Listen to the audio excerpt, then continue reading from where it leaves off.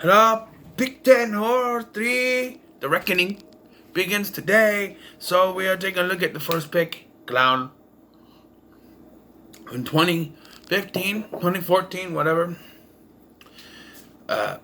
Produced by Eli Roth and directed by John Watts, and it tells the story of a real estate guy who used to call from his wife, and she says that the clown is not showing up for their son's birthday party. So he looks around, as you do, at this place that he's trying to sell, and he finds a trunk with a clown costume in it. Because, random clown costumes just be anywhere. And he puts it on to entertain his son at his birthday party. But then he soon realizes he can't take it off. And what ensues is a very bloody story.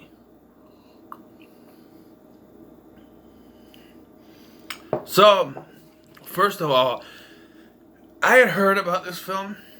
I'm in horror group. I was, at the time, it was Killer Flicks. I'm also, when we watched some Wham, Fam, whatever on Facebook. And, but it was Killer Flicks that kept talking about this. Have you seen this? Have you seen this?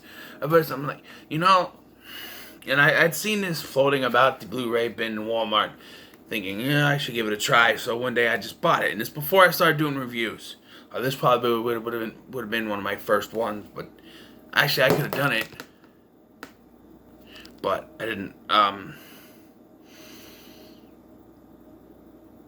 I think this is a decently made film.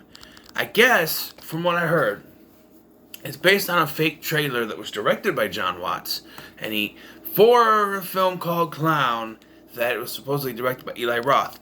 It wasn't real, but Eli Roth decided, hey, that looks good, I'll produce that shit.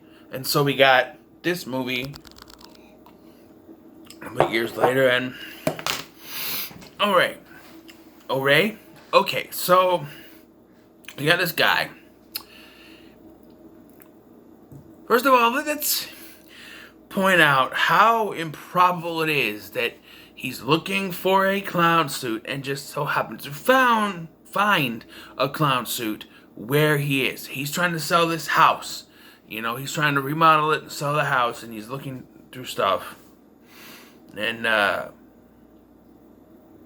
guess he's not a real estate agent, but he's like a remodeler or something. And he's trying to find stuff that he could make into a suit. He has a mop that he tries to put on his head and other stuff, and then he finds this trunk which he breaks open, and there just so happens to be a clown suit in there. It's a little too, what's the word? I can't remember the word. What's it called? I can't think of it right now. A little too easy, a little too much of a situation. It's just too easy. It's too simple. Much of a. Anyway, the next day, he finds he can't take the suit off. He tries to get it off, he can't get it off. So he tries to hunt down whoever has the box or whatever, and he finds Peter Stormare's character, who tells him not to touch the suit. He's like, I got it on. Peter Stormare tries to kill him, and he explains that clowns actually come, and this is all made up for the movie, by the way. There's no truth in this, but clowns actually come from ancient creatures called clones, whatever, that feast on children. And this suit actually turns whoever wears it into a clown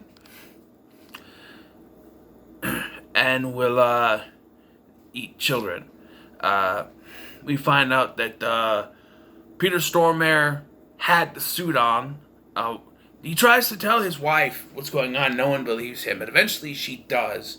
I do like that his first kill, his first feeding, you should say, was an accident. He's in a hotel room, he's trying to kill himself. There's this kid named Robbie that won't leave him the fuck alone, and he, comes through the door because he has a key or something, or maybe he's the owner of the kid for of the owner. I don't know. And so just as the machine breaks and a piece of the saw flies off and goes right through the kid. You don't see it. You see the after effect. And I know some people say, oh, that's, cutaway kills. One, it's a kid. And two, if it's done right, a cutaway kill can work. You just see the saw blade fly, and you see the kid standing, and there's like a hole through him. That's decent. That's a decent kill. Yes, there's a lot of kid kills in this, but it's not real. You know what I mean? You don't see all of them. I think that's one, really don't see any of them. It's just after stuff. We find out from Peter Stormare, I can't remember his name, he tells the wife, hey, he tells the wife, because he had the suit on, how to get it off. Well, you have to feed on 5 children, and once that's done, you're free. So the problem becomes, why hasn't he fed on 5 children? Once he eats this kid that was accidentally killed, he's free to go. He hides out at a Chuck E. Cheese, for God's sake, and starts eating kids.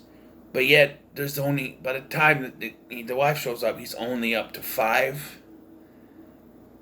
And he's like, bring a kid find a kid and bring it to our secret spot, or I'll kill our son. So she finds this, she happens, once again, a coincidence, that's what it is, the word coincidence. Coincidentally, some kid just happens to walk up to her and say, hey, my mom's not here, can you take me home? Like, why would you walk up to a strange person and say, take me home? So she decides, okay, this kid's dead. By the way, my son used to watch this show called Nicky, Ricky, Dickie, and Dawn, and this girl looks like Dawn from that show. I don't think it's her, but it looks like her. I'm just saying.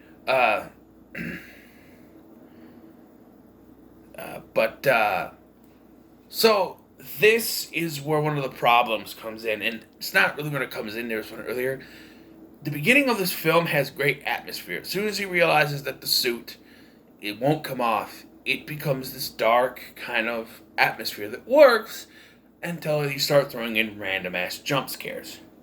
Like there's like something going on, boom, it's the grandpa, and he's standing right behind her. Or in this instance where there's a build-up that, like, she's pounding the girl, that she locks the girl out of the car, and she's like, there's someone coming, and then she changes her mind, she's gonna pull her back in the car, and it's a cop, and so they think that she's trying to kidnap this little girl. You didn't need that. Don't move, I'll be back. She leaves, of course, because she realizes that he's not even there, and he's going to have to check anyway. At first, it kind of makes sense because he goes back home and he ties himself up. And then the second kill, the kid that gets killed is his son's bully. So that makes sense. The first one was an accident. The second one was his kid's bully. But then after that, that's when he hides out at Chuck E. Cheese and gets more, But as ever, the ending is what kind of tanked it a little bit for me. So the ending sees him fully transformed. He's going after the son. The mom shows up and like, oh, you have to eat 5 kids. But he hasn't eaten 5 kids, even though there's more blood spots that we see that indicates he's eaten more than 5 kids, but I don't know. Peter Stormare's character is killed off. I think killed off and or arrested by cops. I don't remember which is which. But then she shows up. There's no other, point but to take off his head with a sledgehammer, but it's still kind of connected a little bit. So it's still like there, and she rips it off and he's dead, and then like the head falls and it like melts away and you see the guy's face. That's decent gore effects, for sure. There's some very good gore effects in this. But I felt like you didn't need to end with him dying. He should be free and live with what he has done, much like Peter Stormare had done. Now, they make sense of Peter Stormare is that the kids he feeded on were dying children. they were going to die anyway. They had like cancer or whatever. So that, while not acceptable, makes it a little bit easier to handle, I guess. But yeah, there's also a little mini subplot where she reveals that she's pregnant to her friend at the beginning of the film that goes nowhere. I thought, I remember first watching it thinking, oh, I know how he's going to get the fifth kid. He's going to eat the fucking fetus out of her stomach. And that's going to be his fifth child. Then he's going to have to deal with, you know, or he eats his kid and then she's like, well, I'm pregnant, so we got another one. You know, or like she reveals that she's pregnant, he goes, well, give me that one. And we still have another one. But you're still eating your kid. I don't know. I just feel like there should have been some way. And I do feel like they wanted to have this ending, and that's why he didn't just eat 5 kids at a Chuck E. Cheese.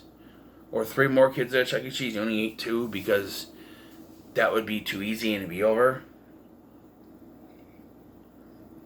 But still, it's decently made. I'm gonna go ahead and give this a 7 out of 10. Yes, I'm back on that trip again. I hope all these won't be 7 out of 10s, but it's a decently made film. John Watts is a pretty good director. You know, he did the MCU Spider-Man movies, and he's gonna do the Fantastic Four movie, and he did this one's pretty good. And Eli Roth is always a weird kind of dude, you know. So it's fine. The acting is great. There's some good gore effects. Some CGI, not so good, but it's competently made. So let's pick out our next one quick. DVD. Ooh. Dead Silence. That's a good one. That's a good one. So, what are your thoughts on Clown? In the comments below, make sure to like, share, and subscribe, and join me as I go forth on Pick 10 Horror 3, The Reckoning.